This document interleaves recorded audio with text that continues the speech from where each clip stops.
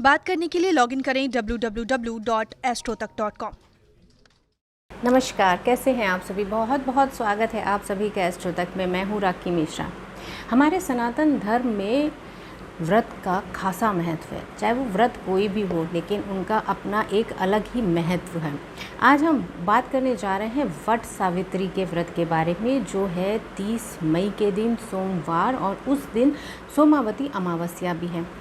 ये जो वट सावित्री का व्रत है, ये इसी दिन सावित्री ने अपने पति सत्यवान को यमराज से, मतलब मृत्युलोक से छीन करके वापस ले आई थी। तो इस दिन का महत्व बहुत ही बढ़ जाता है। इस व्रत में बरगद के पेड़ की पूजा की जाती है। तो बरगद के पेड़ का भी अपना ही महत्व है।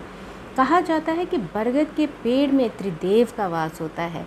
इस पेड़ की जड़ में ब्रह्मा जी का वास है, तने में श्री हरि विष्णु का वास है, और उसकी शाखाओं में शिवजी जी का वास है। तो आपको इस दिन के व्रत से त्रिदेवों का आशीर्वाद प्राप्त होता है। ये तो हुआ एक धार्मिक महत्व, लेकिन बरगद के पेड़ का एक साइंटिफिक महत्व भी है, जो हम सभी को जानना बहुत ज़रूरी है। वो ये कि बरगद के पेड़ से आपको 24 घंटे में से 20 घंटे ऑक्सीजन प्राप्त होती है। और ये पेड़, बरगद का पेड़ जो है, ये ज़्यादा कार्बन डाइऑक्साइड को सोखता भी है, जिसकी वजह से हमारा पर्यावरण भी काफ़ी संरक्षित रहता है। आपने महसूस किया होगा कि बरगद के पेड़ के पास जब भी आप जाते हैं, तो वहाँ पे आपको एक अलग सा सुकून, सकारात्मकता और एक ठंडक महसूस होती होगी। इसका कारण यही है दोस्तों। अब इस व्रत की बात कर लेते हैं।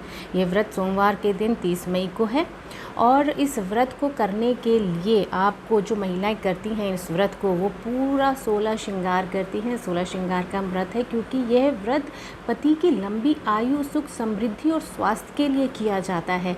जैसे करवा चौथ का व्रत है या तीज का व्रत है, जो पति की लंबी आयु के लिए किया जाता है, उसी तरीके से यह व्रत, वट सावित्री का व्रत भी पति की लंबी आयु के लिए ही रखा जाता है। और इस दिन पे 16 श्रृंगार का खास महत्व होता है।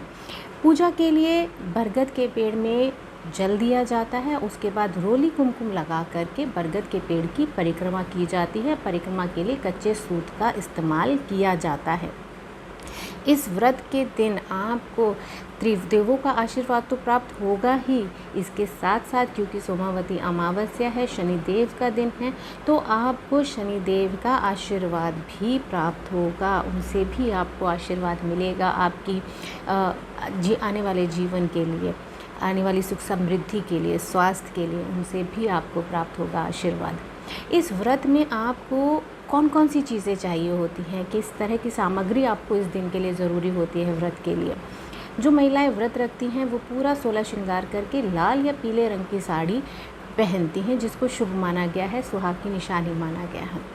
अगर आप बहुत ज़्यादा सामान इकट्ठा ना भी कर पाएँ, तो कुछ ज़रूरी चीज़ें तो इस व्रत में पूजा के समय पूजा की थाली में ज़रूर रखें, जिसमें से पहला है सावित्री और सत्यवान की फ़ोटो। इसके अलावा आप एक बाँस का पंखा, वैसे तो बहुत पुराने ज़माने में ये बाँस का पंखा चला करता था, अब तो बहुत मुश्किल से ही दिखाई देता है। अगर आपको बाँस का पंखा मिल जाए तो उसे अपनी पूजा की थाली में ज़रूर रखिए। इसके साथ ही कच्चा सूत, क्योंकि परिक्रमा जो आप करते हैं, जो चारों तरफ एक धागा लपेटते हैं, वो कच्चा सूत होता है।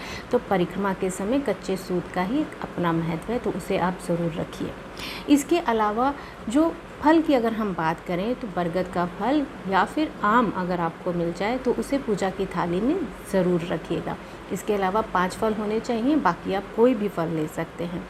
साथ ही दीप, धूप, रोली, मोली, ये सब चीज़ें तो हमें चाहिए ही, वो होनी ही चाहिए।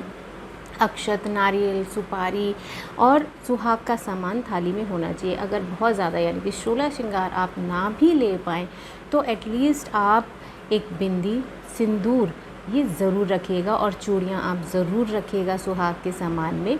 ये बहुत ही महत्वपूर्ण होता है। ज़्यादा तैयारी ना कर पाएँ, बहुत ज़्यादा चीज़ें इकट्ठी ना कर पाएँ, तो इतनी ही चीज़ें अगर आप इकट्ठी कर लेते हैं, तो ये भी आपके वट सावित्री की पूजा के लिए बहुत ही काफ़ी होती हैं ये चीज़ें। और इस तरह की जानकारी के लिए, ऐसी इम्पॉर्टेंट जानकारी के लिए, व्रत और त्यौहार के लिए आप देखते रहिए एस्ट्रो तक। Thank you so much.